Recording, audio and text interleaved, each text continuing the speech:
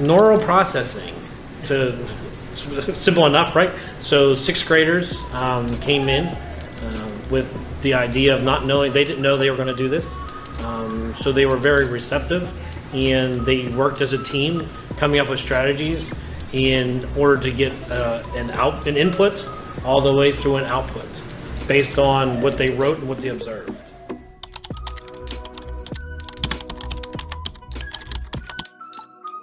They came away, I think, better communicators, better learning, and better team oriented, working with a group, open-mindedness, and coming together to perform a task, ultimately to get that first person the output to figure out what exactly they were supposed to be seeing.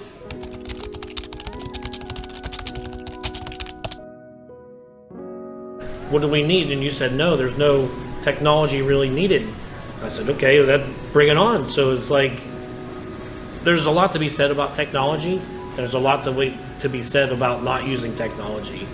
Paper and pencil always works, and it gives these kids a break from the technology, for lack of a better word. They need to just be willing to try. And those two classes that we did, I wouldn't have expected them to work as well as they did. In my last class, we had 2 special needs kids, which it worked because just with a little bit of guidance, so it can be full inclusion. So just the willingness to work, and it gives them a good tool to problem solve and to come together to perform a task.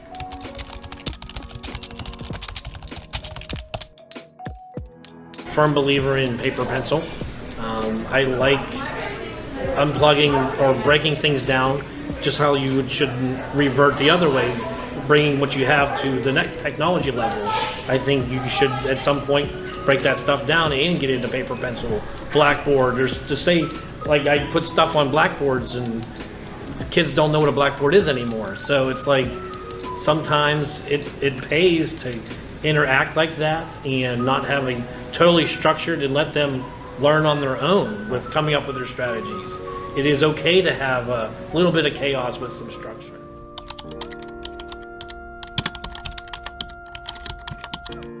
When I looked over the lesson plan before doing it, I think teachers probably already do it and don't realize that they're doing it. I do this sort of thing with a communication for Project Lead the Way, and it's a verbal and a non-verbal way to give directions. So they have to sit back to back, and the person that's sitting away from the project can't see it. They can only verbalize. So that has the effect of how well are my directions? Or if I'm typing the directions, how well are my directions? Do I have to think step by step, literally? Just like with AI, if I don't tell the robot to go and then pick it up, you can't just pick it up. You have to break it down, think literally, and just think kind of almost like a kid again. So it just depends. I think open-mindedness, willingness to try new things, and just go for it.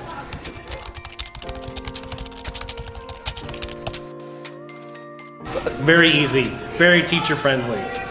Outcomes, what the teacher's going to do, what they should already have known. Materials were easy. Paper, pencils. I printed them all out. We got it done. It was very, very teacher-friendly. It's low tech.